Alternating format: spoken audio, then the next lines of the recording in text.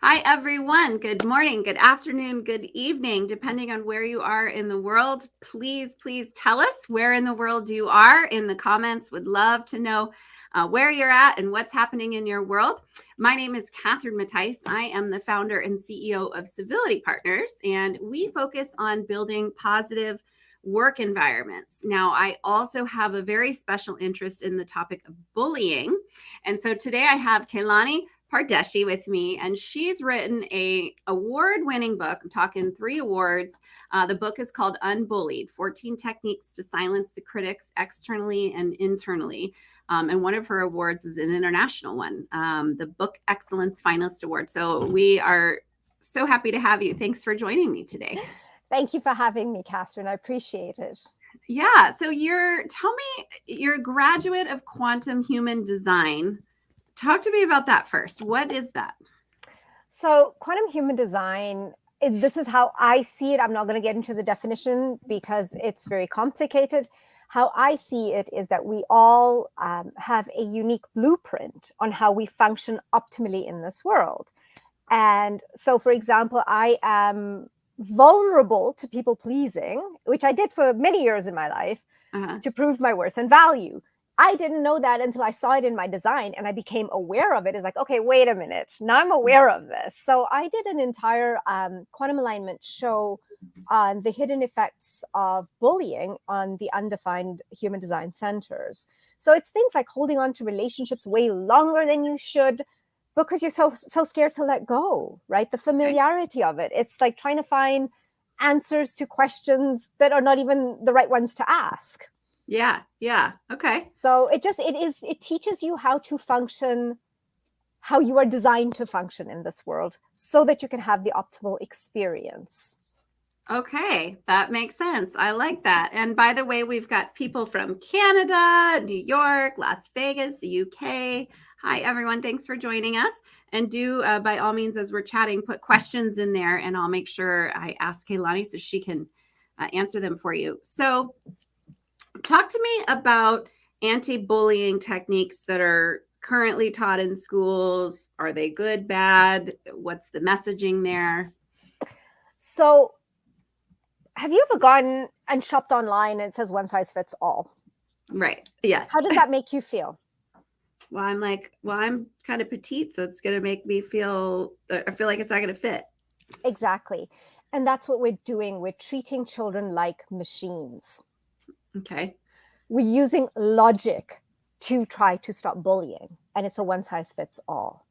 And this is something I always knew, but John Lenhart was able to explain it to me in a way that I understood, is that we're all unique individuals. One size does not fit all. And if we use logic, we're going to end up creating more problems than actually solving something. His technique, which I was always using, but I didn't know it was called dissolve. So we're trying to focus more on dissolving, not solving, not absolving, and not resolving. So when we look at this whole thing about, let's say someone's been mean to you and the general message is you got to be kind to everyone. Can you find it in your heart to be kind to someone who's been mean to you? No. Well, no. We're human. No, you can't. Admittedly. Exactly. No. I mean, I would admit it's like, you know what? I would just rather not interact with that person if I could. Yeah. Right. Right. So here's the thing, is that we're saying we should be kind to everybody, right? In theory, yes, but it's a logical solution. Does it work? It doesn't recognize we're all unique individuals. And I'll talk a little bit more about that. I don't want to get into the first question. Well, no, go talk away. But I hear what you're saying. So you're saying the things that kids are learning these days are too logical, too one size fits all. They don't account for all the nuances of our relationships and experiences and emotions. Okay. Exactly. And the thing is that when we use logic, we're assuming we're a machine. We're not a machine, right? Logic works with a computer. If you put in like a code, it'll work, right?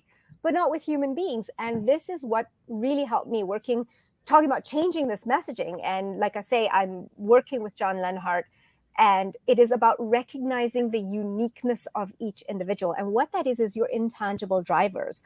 Why do you do what you do, and how do you do it?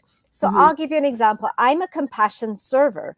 So why I do things is because I want people to recognize compassion. I want them to feel compassion. How do I do it? I'm of service. So where I see a need, I'm going to show up and I'm going to help out, right? But the flip side of it is if somebody tells me you have to do this, it's like, no, I'm not going to do that. Don't make me do that. Yeah. And that's the thing. So what you have in a classroom, school is designed for compassion people, servers, and givers. And there are 7 intangible drivers. I haven't memorized them, I'll be very honest with you, but you might have a perceiver. A perceiver, their job is basically, they will, and these are the kids that will struggle in school because they're not compassion, they're not server, they're not giver. A giver is just somebody that will give solutions, give gifts, that sort of thing. They want to make things better, but it's often misconstrued. Right. So you have a perceiver, and your perceiver will be the one sitting in class saying to the teacher, hey, teacher, Percy's not paying attention. Okay. Yeah, what are you going to do about it, teacher? Right? And all they want to do is to be seen and heard. Usually teachers will say, okay, why don't you focus and we'll get on with this. And that's going to make that perceiver angry because he's not seen and heard. The response would be, I see that. Let's carry on. It's about, meeting people where they are at in their uniqueness and helping them feel settled in their uniqueness so that they're seen, they're heard, and there's more to it. We talk about collaborative communication. It's where we talk about teaching kids to use I statements, because what does a bully do? A bully's going to make statements on you. Right. What are they going to do? They're not going to answer questions, right? If you ask them questions, they're not, and then they won't ask questions. Right. So the key in all of this is we teach the children I statements, make I statements. So here's a beautiful example. My son is a server, and last night, my husband and my son had what's known as a worst cause of communication, where they went to the dentist, they came back, he has some issues with his teeth. And the dentist said he's 12 years old and he has to be supervised when brushing his teeth. He doesn't want that. Right. And my husband, so what he did, my husband literally was between bad and worst cause of communication, where he just literally went at him and he said, no, I'm going to stand there. I'm going to watch you. We're going to do this, right? What happened when you use bad and worst cause of communication with boys, they ramp up. My son went at my dad. Sorry, at his dad. So he went at my husband, and they were just going at each other. So I went in, I did make the mistake, I'll be very honest, to use logic, because the dentist said he might, because one of his gum is receding, so he might need gum replacement, right, which is surgery. So I used logic, and he got even more frustrated with me. So I walked away and I said, okay, that was not a good cause. Let's try this again. So he's server. So I created a need that he got to fulfill. And I said to him, honey, you've been through 2 surgeries, and it was so painful for me as a mom to see you go through that. Can you help me? Can you help me by being my superhero and sparing me the pain of watching you go through another surgery? Boom, he saw a need and he stepped in and said, yes, Mom, I can. Oh, wow. Okay. So how do you know what your child is? How would I go and find out what my 8-year-old is? There's a quiz. So you fill out the quiz, right? So one of the, like a compassion person, one of the easiest way to tell that someone's a compassion is literally say to them, you are causing me pain. And John talks about this, and he says he's literally had grown men go, right? So it's that sort of thing and then a server is the minute you tell them you have to do something, boom, they don't want to do it. They lose all their energy. Okay. So you got to find a way to make them feel like they're serving. Exactly. So create a need. So there was another conversation where a mom and a daughter were going at it because she wasn't cleaning her room, but she was a server, right? So the mom walks into the room and says, I wish someone would help me clean this room. Created a need. Boom. The kid gets up, starts tidying up without being told what to do. Okay. What are some of the others? So you said there's the perceiver, the server. server. A teacher. Okay. Perceiver, teacher, and I haven't memorized them. I'm very honest with no you. Worries. It's perceiver, teacher, administrator. The administrator is the one that wants to organize people in groups that work most efficiently. Okay. And then you have the exhorter. The exhorter is somebody that really wants you to feel what they are feeling. So Oprah Winfrey is an exhorter. So usually these people are either the motivational speakers or my mom is a server exhorter, so she is on the negative side of that, where she's just trying to bring everyone down with her emotions. Okay. So we have a question. Someone posted this, and I have the question too. Where is this quiz? Can we tell us where it is? I can post a link to it in the comments. Okay. After this call. So let me know. I'll put a link in there for you guys. So awesome. And all right. So we can all go and then once you do the quiz, you will get 2 videos explaining your why and your how. Okay. All right. So how do we implement this in schools? I'm assuming, so your book has 14 tactics, right? So yes. I'm assuming some of these are within those 14 tactics, some of what we're talking about here. The book focuses more on what's known as unconscious confrontation, which is an anti-bullying technique. So for example, and I'll give you a very good example of this one is, I once was coaching a 10-year-old boy who loved theater, and he was being bullied by a girl. And this girl kept saying to me, well, you're saying to him, you're a theater boy, you're a theater boy, you're a theater boy, you know, theater's only for girls. Yeah. So I taught him to say to her, yes, I am a theater boy, but I'm changing the world. What are you doing to change the world? And what unconscious confrontation is, our brain is 90% unconscious and only 10% conscious. And guess where our behaviors are driven? 90% by the unconscious brain. But the beauty of the unconscious brain is we have a justice monkey in this unconscious brain. And what this justice monkey does is that it will not let you do to someone else what you don't want done to yourself. I don't know about that. I want to push back on that. I feel like, so I coach people who engage in bullying behaviors, and they're engaging in this behavior for lots of reasons. Their inner child is, fighting for attention and to be noticed as someone who's very competent. And so they don't allow probably other people to, let's say, yell, just to use a bullying behavior, to yell at them. But they're yelling. But so I feel like, I don't know, I guess it helped me understand that better, because they don't want to be yelled at, but they don't want to be. Yes, because no one has unconsciously confronted them about it. And how do you do that? You ask them, do you think it is right to yell at people? Okay. You ask them, would it be okay if I yelled at you? So there's an example of, and John speaks about this example in his work, where they coached an 11-year-old girl who was being bullied and by a boy. So the next day when he did whatever he did, said whatever he said, she just looked at him and she said, would it be okay if I did that to you? And he went and reported her for bullying him. Then what happened? Tell us the end of the story. Well, I guess he never bullied her again. I don't know the end of the story, but basically he never went down that road again, because, and the key to asking, and that's the thing, is bullies don't ask questions. They don't answer questions. Right. So, and I've done this with my husband too, because another beautiful example is my daughter was having a panic attack on Friday because she took public transit for the first time to school. She didn't know, there were 21 bus stops on the way home. She didn't know where to get down. He wasn't clear about it. And she just panicked. So when she got into the car, he tried to hug her and she just swatted him away. And as a compassion server, we are naturally designed to resolve conflicts. Naturally.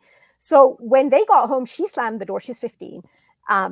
He went at her and they were just yelling and screaming. And I stepped in there. And my husband said to me, why are you getting involved? Why are you interfering? Just shut up.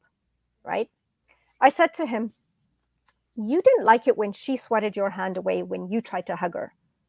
So do you think it is right for you to tell me to shut up? Yeah. Deer in headlights. He was caught and he shut up. So we know this in our unconscious brain, but we have to bring it to the conscious side. Yeah. Okay. All right. I'm with you. So how do we teach students this? So it sounds like, you could coach, but as parents, we have a lot to learn to appropriately. My daughter asks me things all the time, and like 2 girls are whispering and she feels like they're talking about her. And I'm often like, I'm pretty emotionally intelligent, but I'm stuck here, and we try to brainstorm ideas. So Yeah. I'm assuming lots of parents feel that way. What are some ways that we can learn more about how to have these kinds of conversations with our children? So one of the things that I'm trying to do is trying to get these sort of things in school. One of the most important thing, and I will post the link, is to know your child's intangible drivers and to know what settles them. So for a giver, if they give you a gift, just say thank you. Even if you don't accept the gift, just say thank you. Mm-hmm. Right? Even if they give you unsolicited advice, just say thank you, acknowledge it, and they're settled, right? They'll move on. Perceiver, if they just go on and say, well, that's ugly, well, this is that, I see that. John shares a beautiful example of his wife, I think is perceiver teacher, and they went to a mall or something like that, and she was headed to the salad bar, and the salad bar was closed, and she looked at it and she says, that salad bar is closed. And he said, I see that. And then she was fine. Okay. Right? So it is literally about knowing what their intangible drivers are and meeting them there. So my daughter's also a compassion server. One of the things I do with her is she really goes down like panic mode, anxiety, all of that stuff. So what happened that day when she was really, it's known as the 320 thought process, where you're having an absolute meltdown. Mm-hmm. I went into her room once I settled my husband down. I said to her, what do you want? I asked her a question. Instead of trying to make her feel better, asked her, what do you want? Mm-hmm. I said, do you want a hug? She said, no, I just want to be left alone. I said, okay, I am leaving you alone and I'm going to my room. When you're ready to talk, we'll talk. Yeah. And that brought her right down to the 80 thought process, which was like calming down. And then we talked later on. And then in the evening, she was so settled. It was maybe 8 o'clock in the evening. She put her head on my shoulder on the couch. We were watching TV. She fell asleep holding my hand. Aw, that sounds like a lot of my thing with my daughter. She wants to be left alone, and then she'll come up to you on her own time and terms. And then, yeah. Wow, that totally resonated with me. That's the issues. We want to fix things as parents. We want to make it better, right? Yeah. Yeah. So here's the thing is, when your daughter says, well, two girls are whispering about me, ask her the question, what makes you think they're talking about you? Mm-hmm. Let her unconscious brain kick in. What makes you think this? Okay, what do you think you could do about it? Another good one is, I love this one. John always talks about this one is, let's say your best friend came to you with this problem. What would you tell them to do? Because her unconscious brain already has the answer. Right. But you need to bring it out of her. Bring it forward. Her, yes. We have a question. Brad's wondering is there a difference in guiding children dealing with face-to-face bullying versus online bullying versus ignoring bullying? Okay, so here's the thing. I do not like ignoring bullying because it makes me feel powerless. Right. It makes me feel absolutely powerless. Okay. This technique works, and I know John has done this as well.